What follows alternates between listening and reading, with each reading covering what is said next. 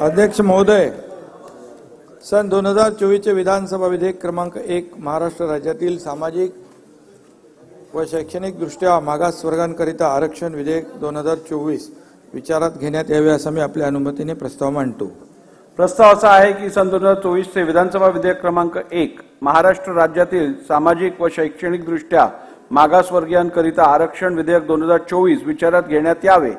प्रश्न असा आहे की सन 2024 चे विधानसभा विधेयक क्रमांक 1 महाराष्ट्र राज्यातील सामाजिक व शैक्षणिक दृष्ट्या मागासवर्गीयांकरिता आरक्षण विधेयक 2024 विचारात घ्यावे काय?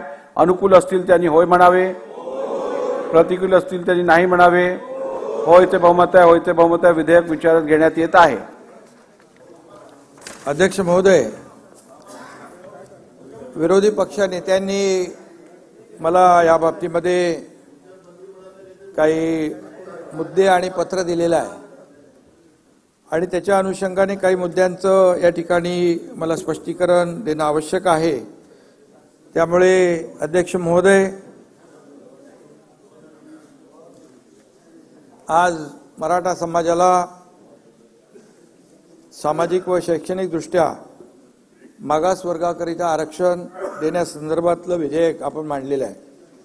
त्याच्या चर्चेमध्ये अध्यक्ष महोदय, कालच छत्रपती शिवाजी महाराजांची जयंती संपूर्ण महाराष्ट्रात देशभरामध्ये आपण साजरी केली आणि त्यावेळेस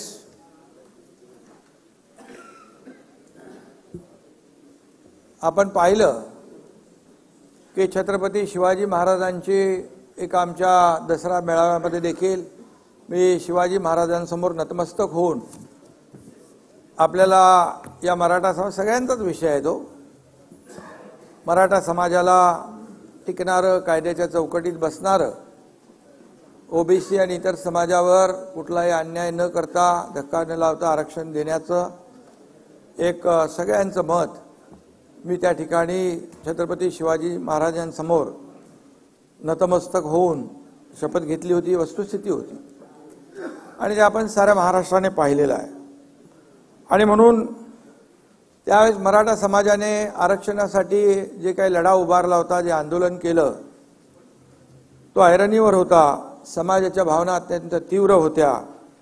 मला आणि आपल्या सर्वांनाच त्यांच्या वेदना आणि व्यथांची कल्पना आहे, पुरेपूर जाणीव आहे आणि राज्यभरामध्ये क्रांती मोर्चे सुरू असताना आरक्षणासाठी झगडणाऱ्या मराठा समाजाची जी काही भावना होती ती आपण जाणून आहोत। मी महाराष्ट्राचा अध्यक्ष महोदय मुख्यमंत्री आहे। या महाराष्ट्राच्या जनतेच्या आशीर्वादाने, आपल्या सगळ्यांच्या सदिच्छा शुभेच्छांमुळे मी काम करतोय। मला कुठल्याही एका जातीचा किंवा धर्माचा असा विचार करता येणार नाही, जीच आपण शपथ घेतलेली असते। आणि मराठा समाजाचं आंदोलन जे सुरू होतं, मी त्यावेळेस एका कुठेतरी म्हणालो, या समाजाच्या सारखं इतर कुठल्याही समाजाचं जर आंदोलन आणि ते लढा सुरू असता तरी मी तीच भावना व्यक्त केली असती। आणि म्हणून आपले जे काही इतर समाज बांधव आहेत त्यांच्यावरही कुठे कधी अशा प्रकारचा प्रसंग आला असता तर मुख्यमंत्री म्हणून माझी भूमिका जे मराठा समाजासाठी होती ती त्या समाजासाठी देखील आहे आणि तसं भाष्य मी त्याही वेळेस केलं असतं, छत्रपती शिवाजी महाराजांच्या समोर जे भाष्य केलं। आणि म्हणून अध्यक्ष महोदय, आपले आदरणीय लोकप्रिय प्रधानमंत्री मोदी साहेबांचं एक वाक्य आहे, सगळ्यांना सोबत घेऊन काम करायचं, सबका साथ सबका विकास हा मंत्र त्यांनी देशाला दिला आहे आणि राज्य देखील, या राज्यामध्ये देखील कुठल्याही प्रकारचा दुजाभाव न करता आज सरकार काम करतंय। एखादा समाजाला जर मागासले पण आला असेल तर त्यांना समाजाच्या मूळ प्रवाहामध्ये आणणं, मेनस्ट्रीम मध्ये आणणं हे आपलं कर्तव्य आहे सरकार म्हणून आणि त्यासाठी आवश्यक ते सर्व प्रयत्न करण्यासाठी आपलं सरकार कटिबद्ध आहे।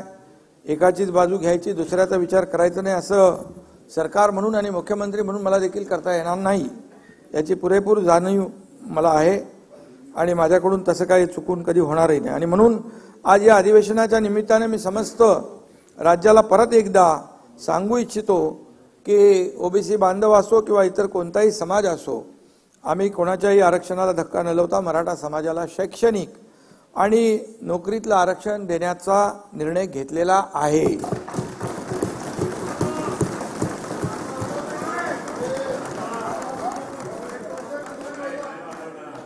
आणि सरकार म्हणून ती आमची जबाबदारी आहे। विरोधी पक्षाचं पण तसा कुठलाही त्याच्यामध्ये आपण एकच मताचे आहोत, एका विचाराचे आहोत। त्याच्यामुळे मी आज काय पॉलिटिकल राजकीय काही भाष्य करणार नाही।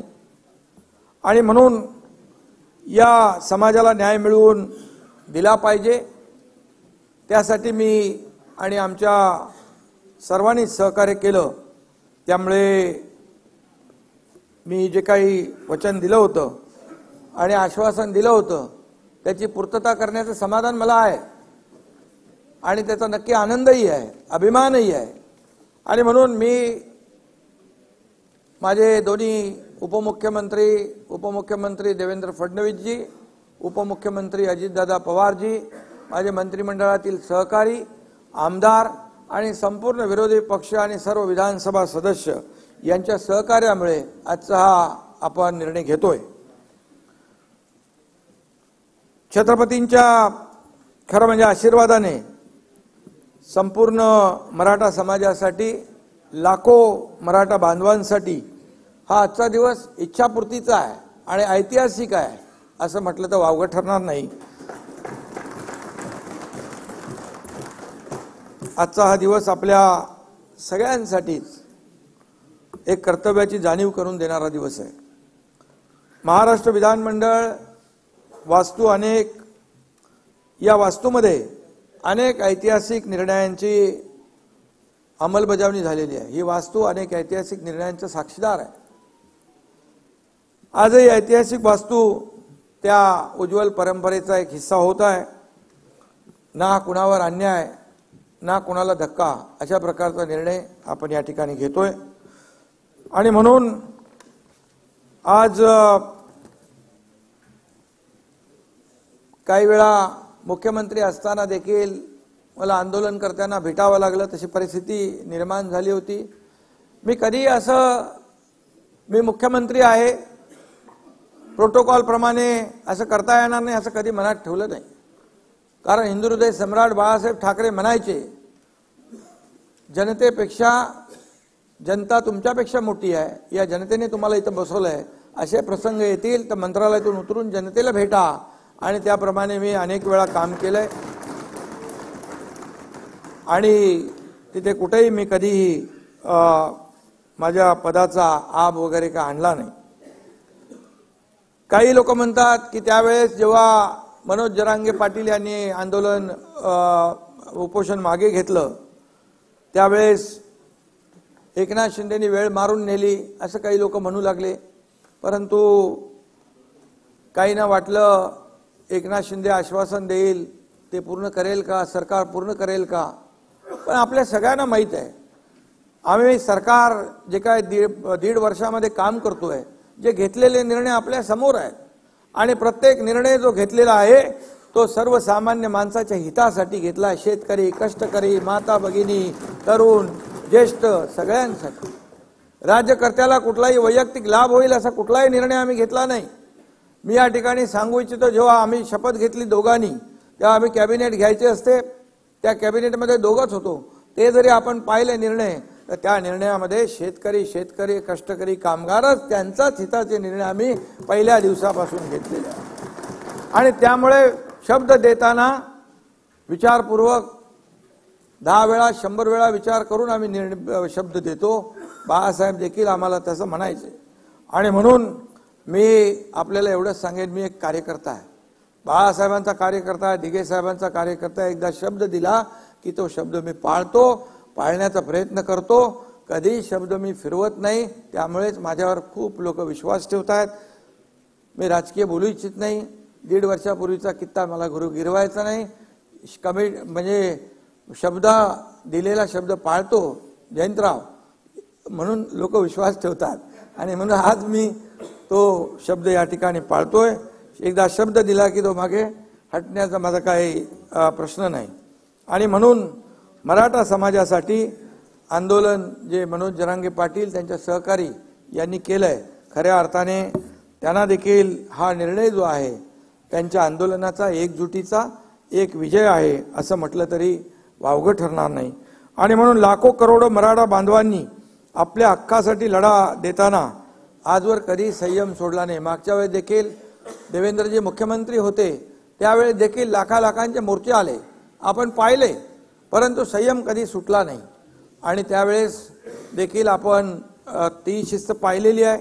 आणि म्हणून यावेळेस काही ठिकाणी घटना घडल्या, अनुचित घटना घडल्या, परंतु त्या घडायला नको होत्या. शेवटी या राज्यामध्ये सर्वांनी गुण्या गोविंदाने राहिलं पाहिजे, जाती जातीमध्ये तेढ निर्माण करण्याचा प्रयत्न कुणीही करता कामा नये अशी भावना आमची आहे. आणि म्हणून आज या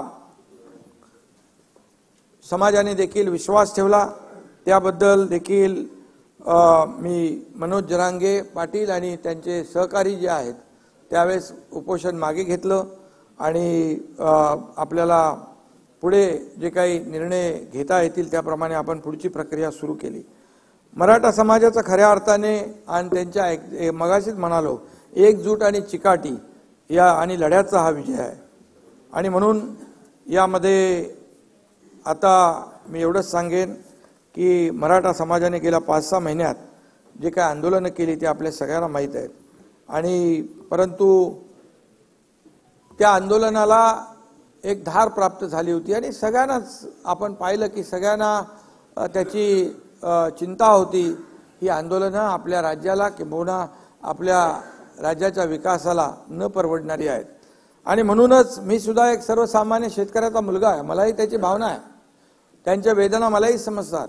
आम्ही अनेक लोक शेतकऱ्याच्या कुटुंबात जन्माला आलो, म्हणून तर शेतकऱ्यांशी संवाद साधणं, त्यांच्या बांधावर जाणं, शेतकऱ्यांना आज मी दुसरीकडे विषय घेऊ जाऊ इच्छित नाही, परंतु सरकारने आज शेतकऱ्यांसाठी पण खूप मोठे निर्णय घेतलेले आहेत. आणि म्हणून मुख्यमंत्री झाल्यानंतर अनेक आघाड्यांवर काम करावं लागतं, अनेक आंदोलनं येतात, अनेक आता सगळ्यांनाच वाटतं आम्हाला आताच पाहिजे. अनेक वर्षापूर्वीचे प्रलंबित प्रश्न, अनेक वर्षापासूनचे असलेले प्रश्न देखील चुटकीसारखे सुटले पाहिजे अशी भावना असते. पण त्याला काही प्रक्रिया असते, कायदेशीर बाबी असतात, सगळ्या बाबी आपण लक्षात घेऊन त्या सोडवल्या पाहिजेत आणि त्याला वेळही दिला पाहिजे आणि तेवढा संयमही राखला पाहिजे. आणि म्हणून आम्ही मराठा समाजातील विद्यार्थ्यांना शैक्षणिक सवलती, शिक्षणासाठी आर्थिक मदत, त्यांच्यासाठी हॉस्टेल ही सगळी व्यवस्था आपण केली होती अगोदर. आणि त्याचबरोबर आपण हेही केलं की शैक्षणिक आणि आर्थिक आणि सामाजिक दृष्ट्याही मराठा समाज जेव्हा मागे जातोय त्यावेळेस आपण त्यांना मुलांना शिक्षणामध्ये देखील इतर ज्या काही बाबी आहेत, मग सारथी आहे, आपला अण्णासाहेब पाटील आर्थिक विकास महामंडळ आहे, चंद्रकांत दादा इकडे आहेत, त्यांची देखील उपसमितीमध्ये अनेक निर्णय त्यांनी घेतले. आणि म्हणून या समाजाचा मागासलेपण दूर करण्यासाठी आरक्षण मिळवून देणे हाच पर्याय होता. त्यामुळे कोणत्याही परिस्थितीमध्ये आरक्षण मिळवून द्यायचा हा निर्धार आपल्या सगळ्यांचा होता आणि आपल्या सर्व माझ्या सहकाऱ्यांचा होता.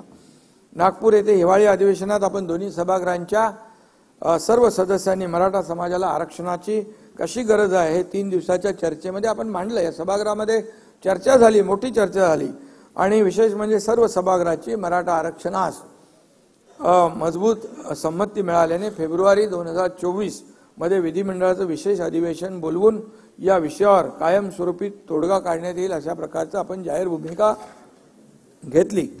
त्यावेळी माझ्यावर काही आरोपही झाले. फेब्रुवारी महिन्यामध्ये लोकसभेची निवडणूक आहे, मग आचारसंहिता लागेल, मग काय होणार, मग कसं होणार. परंतु शेवटी हा सगळा विचार करूनच आपण तो निर्णय घेतला होता आणि म्हणून आज ते अधिवेशन होतंय. आणि म्हणून आजचा दिवस खऱ्या अर्थाने महत्त्वाचा आहे आणि आज तो दिवस आज आपल्या या मराठा समाजाला आरक्षण देण्यासाठी आपण मुकर्रर केला, त्याप्रमाणे आपण आज तो निर्णय घेतोय. माझ्यासह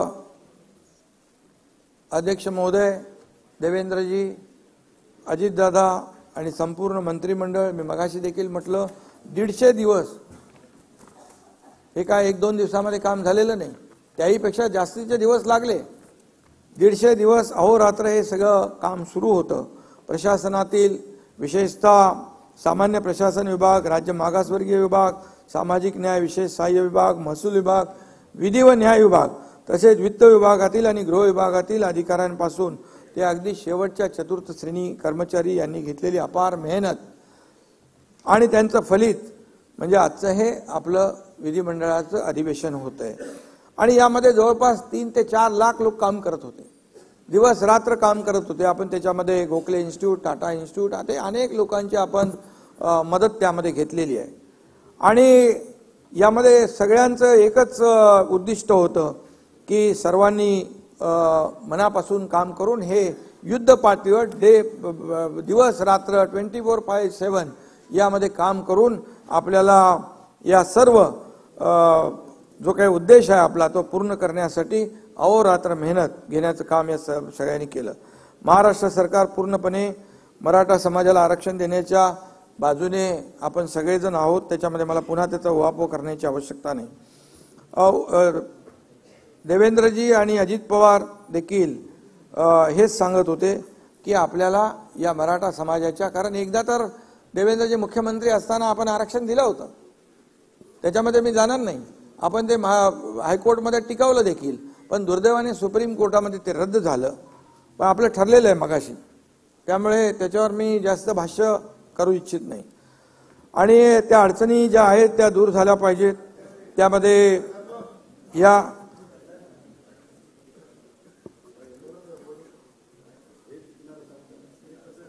ठीक आणि म्हणून मागासवर्ग आयोगाची स्थापना करून मराठा आरक्षण त्यावेळेस मान्य झालं होतं, कोर्टात टिकलं होतं. सुप्रीम कोर्टात देखील आपण ज्या पद्धतीने थोडीशी मांडणी करायला पाहिजे होती, दुर्दैवाने ते आपल्याला झालं नाही.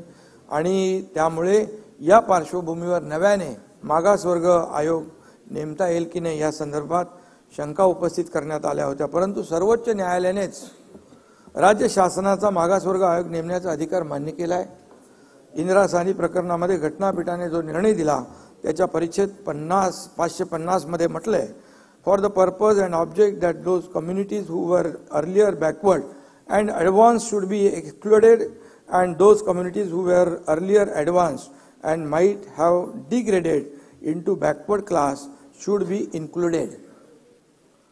Thus, the state was fully entitled to appoint backward classes commission to collect relevant data and submit a report. हे आपल्याला कुठलंही असं बेकायदेशीर काम आपण करत नाहीये. पूर्णपणे कायदेशीर बाबी यामध्ये आपण पाहून या ठिकाणी आपण काम करतोय. त्यामुळे यासाठी आपण न्यायमूर्ती सुक्रे साहेबांच्या अध्यक्षतेखाली स्थापन केला मागासवर्ग आयोग. हा पूर्णतः वैध असून या आयोगाने अत्यंत काळजीपूर्वक आणि मेहनतीने निरगुडे राजीनामा दिला त्यांनी. आणि म्हणून आपण सुक्रे साहेबांचं अध्यक्षतेखाली काळजीपूर्वक आणि मेहनतीने तयार केलेला अहवाल शासनाने स्वीकारला ना. नाही, तुम्ही माझ्याशी बोला ना. शासनाने स्वीकारलाय. हे आरक्षण सुप्रीम कोर्टात टिकेल की नाही याबद्दल आतापासून शंका बाळगण्याचं कारण नाही. ना आपण पॉझिटिव्ह बोलूया, पॉझिटिव्ह चर्चा करूया. सगळ्यांची जबाबदारी आहे. हे सगळं आपण मराठा समाजाला जो आरक्षण देतोय ते टिकावं यासाठी सुप्रीम यामध्ये घटनेच्या 342A आणि 16(4) आणि 15(4) प्रमाणे नोकरी आणि शिक्षणामध्ये आरक्षण देण्याची घटनेत तरतूद आहे. त्यानुसार आयोगाने शिफारस केलेली आहे. या ठिकाणी मी हे नम्रपणे नमूद करू इच्छितो की नाना आपलं राज्य नाही, 22 राज्यामध्ये आज आरक्षण 50% पेक्षा जास्ती आहे.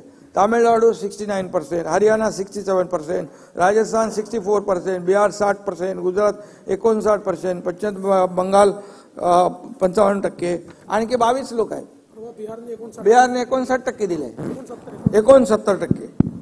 त्यामुळे आज आपल्याला मी एवढंच सांगतो, आपण जी 50% आरक्षणाची मर्यादा ओलांडली ते मगाशी तुम्हाला मी वाचून दाखवलं. कोर्टाने आपल्याला, सुप्रीम कोर्टाने पण ते आपल्याला अधिकार दिले आणि तो आपला अधिकार आहे. आणि म्हणून यामध्ये आपण हा जो कायदा करतोय तो पूर्णपणे टिकेल आणि कायदेशीर निकषावर टिकून राहील या बाबतीमध्ये आपण शंका बाळगण्याचं कारण नाही. आपण खात्रीपूर्वक या ठिकाणी तो टिकूया. त्याचबरोबर आपण या सर्व ज्यांच्या या आंदोलनामध्ये काही लोकांचा मृत्यू देखील झालेला आहे आणि त्यांच्या कुटुंबियांना देखील आपण आर्थिक मदत देखील सरकारने केली ऑलरेडी. पण ती सरकारने शेवटी माणसाला तर परत आणता येत नाही आणि घरातलं करता धरता माणूस गमावल्याचं दुःख ते कधी भरून काढू शकत नाहीत. किती आपण मदत केली तरी सुद्धा त्या कुटुंबियाच्या बद्दल मी राज्य सरकारच्या वतीने मुख्यमंत्री म्हणून संवेदना व्यक्त करतो. यावेळी नागपूर येथे झालेल्या विधिमंडळाच्या हिवाळी अधिवेशनात मी सविस्तर पूर्णपणे बोललो आहे आणि आपण 4 दिवस या परिस्थिती अतिशय गांभीर्यपूर्वक आणि पोटतिडकीने मतं आपल्या सगळ्या सभागृहाच्या सदस्यांनी मांडलेली आहेत आणि म्हणून आपल्या सगळ्यांची भावना एकच आहे. त्याच्यामध्ये पुन्हा काही मला सांगण्याची आवश्यकता नाही. ओबीसी किंवा अन्य कुठल्याही समाजाच्या आरक्षणाला धक्का न लावता मराठा समाजाला कायद्याच्या चौकटीत बसणारं आणि कायद्याच्या चौकटीत टिकणारं आरक्षण मिळायला पाहिजे. ही भावना सरकारची आहे, तुमची आहे, सगळ्यांची. आणि आजवर देखील मी राजकीय बोलू इच्छित नाही, परंतु मराठा समाजाचा इथं म्हणजे सगळ्यांनी त्याचा फायदा घेतलेला आहे, परंतु समाज आजपर्यंत या सुविधांपासून वंचित राहिला, हे देखील दुर्दैव आहे. आणि म्हणून मी या पुन्हा त्याचं इथे काय भाष्य करू इच्छित नाही की देवेंद्रजींनी दिलं मग कोर्टात टिकलं मग सुप्रीम कोर्टात गेलं, ते जाऊ दे, आता गेलं ते. आता अशा कुठल्याही गोड दिवशी आपण आपलं तोंड कडू करून घेऊया नको, सगळ्यांनी चांगलं बोलूया. आणि म्हणून मी अभिमानाने या ठिकाणी सांगतो की 2.25 वर्षापूर्वी सत्ता हाती घेतल्यानंतर या महायुती सरकारने ठरवलं होतं की मराठा समाजाला आरक्षण देण्याचा निर्णय आपण घेऊया. आणि म्हणून ही मागणी का आता पुढे आलेली नाही. छत्रपती शाहू महाराजांनी त्यावेळी आरक्षणामध्ये मराठा समाजाचाही समावेश केला होता. 40-45 वर्षापासून मराठा बांधव आरक्षणासाठी लढा देतोय. आणि म्हणून आज यांची मी आठवण करेन, स्वर्गीय अण्णासाहेब पाटील यांनी दिलेलं बलिदान देखील आहे. ते बलिदान देखील त्याचाही विचार या ठिकाणी केलेला आहे आणि आमच्या सरकारने त्यांचं बलिदान देखील व्यर्थ जाऊ नये ही भावना देखील आहे. आणि म्हणून काही वर्षापूर्वी खूप मोठे मोर्चेही झाले. 56 आपल्याच काळामध्ये तेव्हा 56 क्रांती मोर्चे राज्यामध्ये निघाले. आम्ही सगळे त्याचे साक्षीदार, आपणही साक्षीदार होतात. आणि त्यामध्ये गेल्या सरकारमध्ये तर छत्रपती संभाजीराजे यांनी देखील आझाद मैदानावर आमरण उपोषण केलं होतं. त्यांच्याशी देखील चर्चा करून मराठा आरक्षणासाठी जे काही करता येईल, म्हणजे आरक्षण देण्यापूर्वी जे काय करता येईल त्यांना ओबीसी प्रमाणे सवलती देणं, मुलांना शिक्षणामध्ये सवलती देणं, नोकऱ्यांमध्ये जे काय आपण सारथी अण्णासाहेब पाटील आर्थिक विकास महामंडळ त्याच्यातून आपण मदत करणं, हे आपण त्याप्रमाणे करत होतो. आणि काही निर्णय घेतले पण आपण. त्यांनी देखील त्यावेळेस म्हटलं होतं की सर्वात आधी मराठा समाज हा सामाजिक आणि शैक्षणिक मागास कसा आहे हे सिद्ध करावं लागेल. कोर्टाने त्यांना मागास नाही फॉरवर्ड म्हटलं होतं. आणि म्हणून पूर्णपणे या सगळ्या बाबींचा विचार करून या ठिकाणी आम्ही काम केलंय. आणि म्हणून सप्टेंबर 2022 मध्ये चंद्रकांत दादा यांच्यावर उपसमितीची जबाबदारी आपण दिली आणि त्यांनी देखील ऑगस्ट 22 मध्ये अधिसंख्य पदांची निर्मिती आपण केली. आणि 21 सप्टेंबर 2022 रोजी शासन निर्णय करून त्यामध्ये देखील त्याची अंमलबजावणी केली. त्यावेळी देखील ते सोपं नव्हतं. जवळपास 5,000 लोक, 5,000 तरुण ज्यांचं सिलेक्शन झालं होतं परंतु त्यांना अपॉइंटमेंट मिळाली नव्हती, ते देखील आपल्या सरकारने त्यांना अपॉइंटमेंट दिली.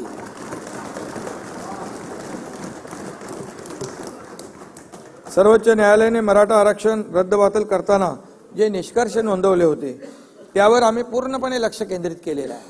आणि त्यासाठी भोसले आयोग आम्ही नेमला. भोसले आयोगाने, जस्टिस भोसले आयोगाने त्याच्यावर पूर्ण अभ्यास केला आणि ज्या काही त्रुटी आहेत त्या पूर्णपणे, त्याच्या ज्या काही ऑब्झर्वेशन नोंदलेल्या आहेत त्या सगळ्याची पूर्ण बारीक सारीक माहिती आपण घेतली. आणि त्यामुळे राज्य मागासवर्ग आयोगाचे गठन करून मराठा समाजाचे मागासलेपण सिद्ध करण्यासाठी फेर सर्वेक्षण करून एम्पिरिकल डेटा संकलित करण्याचा निर्णय आपण घेतला.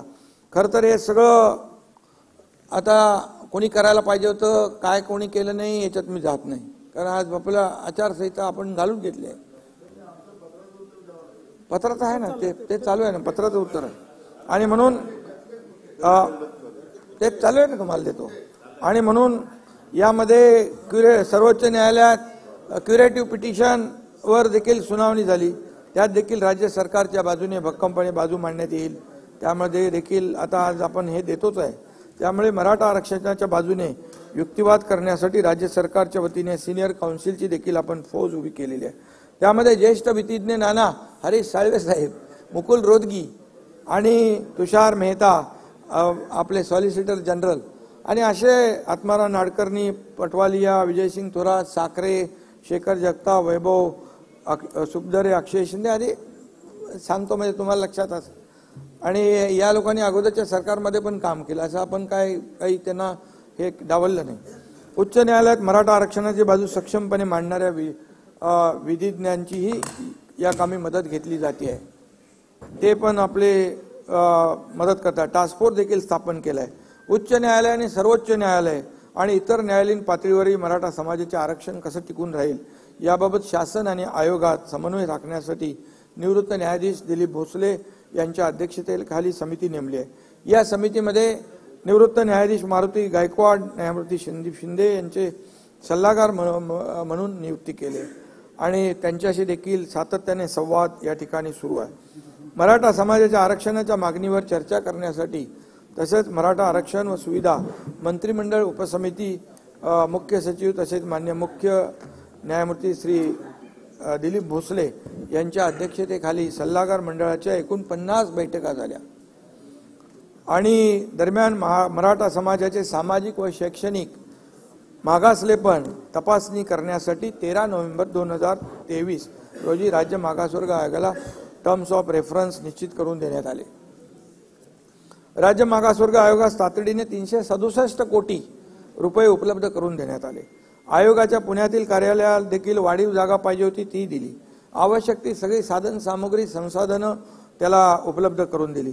नमुना सर्वेक्षण न करता सर्वोच्च म्हणजे सॅम्पल सर्वे न करता सर्वोच्च न्यायालयाने जे काही इम्पिरिकल डेटा गोळा करण्याचं जे काही त्याच्यामध्ये त्रुटीमध्ये आलं होतं ते मोठं शिवधनुष्य उचलायचं होतं आणि त्यामुळे सर्वेक्षण अचूक आणि निष्पक्षपणे वैज्ञानिक प्रोफेशनल पद्धतीने होणं गरजेचं होतं.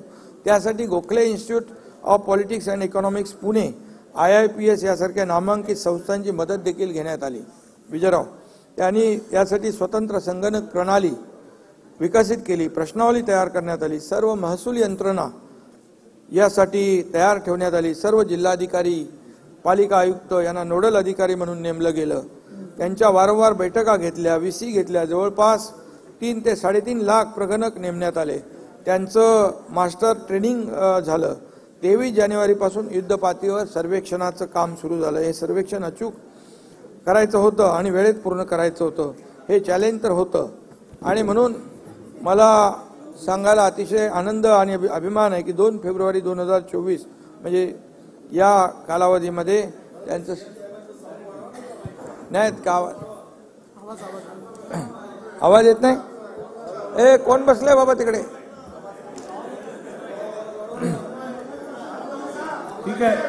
ठीक आहे करूया.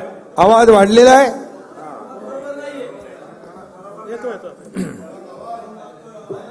इयरफोन वापरा. इयरफोन ठीक आहे. हेडफोन वापरा.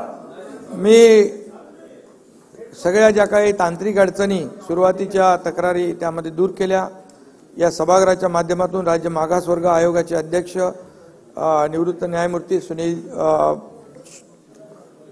सुखरे साहेब, मागासवर्ग आयोगाचे सर्व सदस्य, गोखले इन्स्टिट्यूट आणि ज्यांनी हा गोवर्धन पर्वत उचलला ते सर्व प्रगणक, महसूल यंत्रणा, अगदी थेट सरपंच, तलाठी यांच्यापर्यंत सर्वांचेच मी मनापासून आभार मानतो. त्यांना मनापासून धन्यवाद देखील देतो. हे काम निश्चितच जबाबदारीचं आणि आव्हानात्मक होतं. एखाद्या समाजाला न्याय देण्याचं काम 16 फेब्रुवारी रोजी माननीय सुनील सुखरे साहेबांनी हा अहवाल वर्षा येथे आम्हाला सुपूर्द केला. आज सकाळी राज्य मंत्रिमंडळ बैठकीत तो मांडण्यात येऊन त्यावर चर्चाही झाली आणि यामध्ये आमचे सहकारी दोन्ही उपमुख्यमंत्री, इतर मंत्री सर्वजण उपस्थित होते आणि हा तिढा सोडवण्यासाठी या सगळ्यांचं सहकार्य मिळालं हे मला या ठिकाणी नम्रपणे सांगितलं पाहिजे। सुप्रीम कोर्टाने आरक्षण रद्द करताना ज्या त्रुटी निदर्शनात आणून दिल्या त्या दूर करण्याच्या प्रयत्नावर यामध्ये भर दिलेला आहे। आम्ही अत्यंत वेगाने ताकदीने काम करून कायदेशीर प्रक्रिया पूर्ण करीत आहोत। अशा पद्धतीने टप्प्याटप्प्याने मराठा समाजाचे आरक्षण कायद्याच्या चौकटीत बसण्यासाठी सरकार पूर्णपणे प्रयत्न करते आणि सुप्रीम कोर्टाच्या एका निकालात नमूद केल्यानुसार विशिष्ट जात किंवा समुदायांच्या इतर मागासवर्गीयांच्या यादीत समावेश करण्यासाठी अपवादात्मक व असाधारण परिस्थिती सिद्ध होणे आवश्यक असते आणि एक्स्ट्रा ऑर्डिनरी आणि एक्सेप्शनल सर्कमस्टन्सेस राज्य मागासवर्ग आयोगाने या सर्वेच्या माध्यमातून ते सिद्ध केलं आहे असं मला वाटतं। मराठा समाजाला टिकणारं आणि कायद्याच्या चौकटीत बसणारं आरक्षण मिळवून देण्यासाठी शासनाने मोठं पाऊल उचललं आहे। आता ते टिकून राहावं म्हणून राज्य सरकार आपली सर्व ताकद पणाला लावणार आहे, आपल्याला विरोधी पक्षाला सोबत घेऊन। आणि म्हणून माझं एकच म्हणणं आहे, आपल्या शांतताप्रिय महाराष्ट्रात कोणत्याही निमित्ताने समाजात वितुष्ट येता कामा नये। चर्चेतून योग्य तो मार्ग निघाला पाहिजे अशा प्रकारचं मी आवाहन आपल्या सगळ्यांना करतो आणि या राज्यातील सर्व समाज बांधव यांना देखील मी करतो। प्रत्येक समाज घटकाला त्या राज्याच्या प्रगतीत त्याचा योग्य वाटा मिळाला पाहिजे अशी आपल्या सरकारची धारणा आहे। आणि यामध्ये कुणबी दाखल्यांच्या संदर्भात देखील आपण मुद्दा उपस्थित केला। त्यामध्ये जस्टिस शिंदे यांच्या अध्यक्षतेखाली आम्ही समिती नेमली, त्याचं काम सुरू आहे। मराठवाड्यातील मराठा कुणबी मराठा जात प्रमाणपत्र देण्याची कार्यपद्धती देखील निश्चित केलेली आहे आणि ते आणखी काही पुरावे आहेत, त्याच्यात मी डिटेलमध्ये आता जात नाही। त्याच्यामध्ये ते दिले ना आपण, आणि यामध्ये आपल्याला हो सगळे वेबसाईटला टाकलेत नावं आणि त्यामध्ये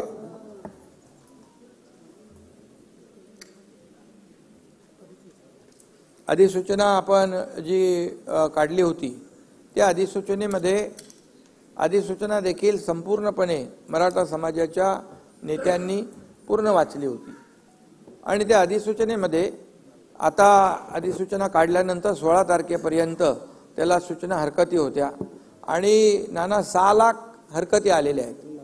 तर आता 6 लाख हरकतीची छाननी सुरू आहे आणि छाननी सुरू असल्यामुळे त्याची योग्य ती प्रक्रिया पूर्ण करून कंप्लीट प्रोसेस पूर्ण करून त्यावर सरकार योग्य तो निर्णय घेईल हे आपल्याला जी शंका होती त्या बाबतीमध्ये मी या ठिकाणी सांगतो। त्या डिटेल मी आज जात नाही कारण ते मग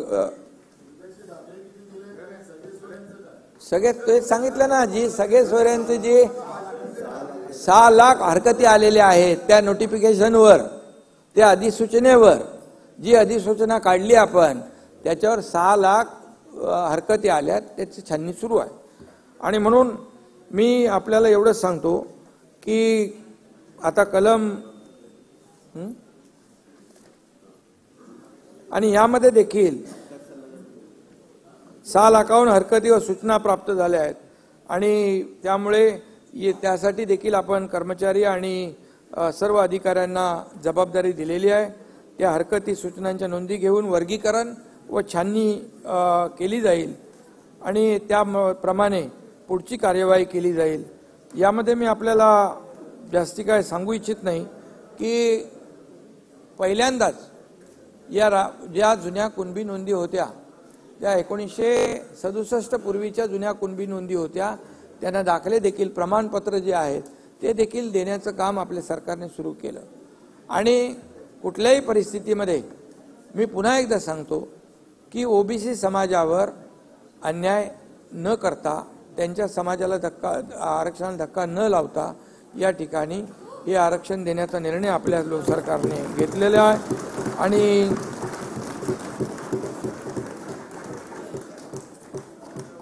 आणि मी डिटेलमध्ये आता त्याच्यामध्ये जाऊ इच्छित नाही।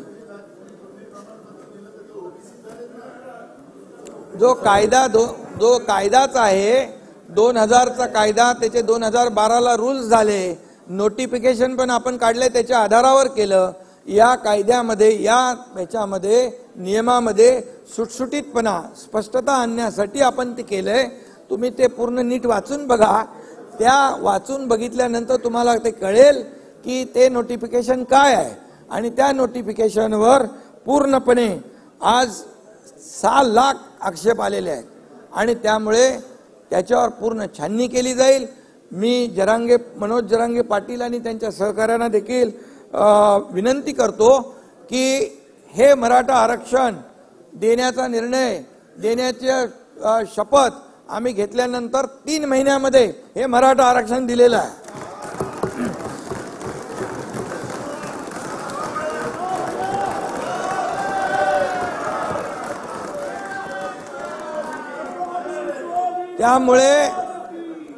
त्यामुळे मी जे आज ज्यांच्या मनामध्ये गैरसमज आहे तो बिलकुल दूर करा. हे आरक्षण टिकण्यासाठी ज्या बाबींवर सर्वेक्षण व्हायला पाहिजे त्या डिटेलमध्ये मी जात नाही.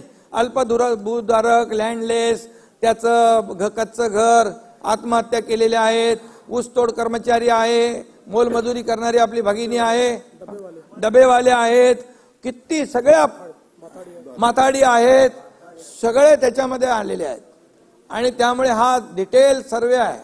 हा सॅम्पल सर्वे नाही, हा एक्सटेन्सिव्ह सर्वे आहे. हा पूर्णपणे डीप मध्ये जाऊन सर्वे केलेला आहे. आणि त्यामुळे 2 कोटीच्या वरती त्याचा आकडा आहे माझ्याकडे, 2.5 कोटी लोकांपर्यंत जाऊन 4 लाख लोकांनी हे काम केलेलं आहे. त्यामुळे हे मराठा आरक्षण टिकणारच. आणि जसं मी म्हटलं की आणि आम्ही न्यायालयाला पटवून देऊ की हा मराठा समाजामध्ये काही लोक पुढारलेले आहेत, एवढे पुढारलेले आहेत आणि एवढे मागासलेले आहेत. आणि म्हणून त्यांच्यावर अन्याय होऊ नये म्हणून सरकारने हा निर्णय घेतलेला आहे. आणि जसं आणि तुम्ही पण येऊ शकता इकडे. आणि म्हणून यामध्ये विश्वास ठेवा. जे आरक्षणासाठी जे काही आणखी आंदोलन सुरू आहेत त्याने देखील विश्वास ठेवावा. सरकार कुठलाही दुजाभाव करणार नाही आणि सरकार कायद्याच्या चौकटीमध्ये बसून पूर्णपणे हे आरक्षण देतंय. आणि जे मगाशी म्हटलं की जे नोटिफिकेशन आपण काढलेलं आहे या पुन्हा एकदा मी सांगतो नाना विजय भाऊ, नोटिफिकेशनवर 6 लाख हरकती आलेल्या आहेत. घाई गडबडीमध्ये कुठलंही नोटिफिकेशन फायनल करणं हे जनतेच्या हिताचं नाही. ती फसवणूक आम्ही कोणाची करणार नाही. त्याच्यावर पूर्ण प्रक्रिया करून छाननी करून त्याच्यावर देखील सरकार योग्य तो निर्णय घेईल. आणि म्हणून आंदोलनकर्त्यांना देखील मला विनंती करायची आहे, जसं सरकार बोलतं तसा निर्णय घेतं हे मराठा आरक्षणाच्या वरून आजच्या निर्णयावरून त्यांनी देखील समजून घेतलं पाहिजे आणि संयम राखला पाहिजे. कारण आणि शेवटी समाज आणि सरकार असं काय वेगळं आम्ही मानत नाही. आणि म्हणून यामध्ये ज्यांच्यावर गुन्हे दाखल झाले होते, जे किरकोळ म्हणजे लोकशाहीमध्ये आपण आंदोलन करतो त्याप्रमाणे आंदोलन ज्यांनी केलं त्यांचे पण आम्ही गुन्हे मागे घेतलेत. ज्यांनी मालमत्तेचं नुकसान केलंय, ज्यांनी कोणाला इजा केलेली आहे, हे तात्काळ आपल्याला त्याचं वर्गीकरण आपण केलेलं आहे. आणि म्हणून जे आम्ही बोलतोय ते सरकारने केलेलं आहे, करून दाखवलेलं आहे. आणि त्यामुळे आंदोलनकर्त्यांनी देखील सरकारवर विश्वास ठेवण्याची आवश्यकता आहे, संयम बाळगण्याची आवश्यकता आहे. आणि म्हणून मी आपल्या सगळ्यांच्या वतीने जे आज मराठा समाजाला आरक्षण देण्याचा जसा निर्णय आपल्या सरकारने घेतला तसा निर्णय इतर जे काही मुद्दे आहेत त्या बाबतीत देखील सकारात्मक पद्धतीने घेईल, कुठल्याही समाजावर अन्याय न करता.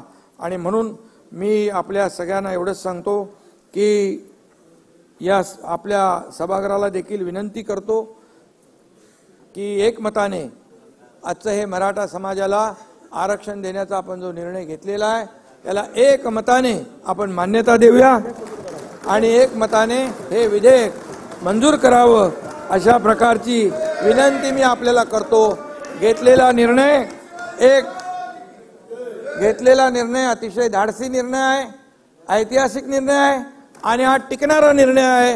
ही जबाबदारी आम्ही सरकारची आहे. धन्यवाद. देश विदेशातील प्रत्येक घडामोडींचे लाईव्ह अपडेट मिळवण्यासाठी आता साम टीव्हीच्या सर्व सोशल मीडिया प्लॅटफॉर्मला लाईक, फॉलो आणि सबस्क्राईब करा. तसंच सर्व नोटिफिकेशनसाठी बेल आयकॉन प्रेस करायला विसरू नका.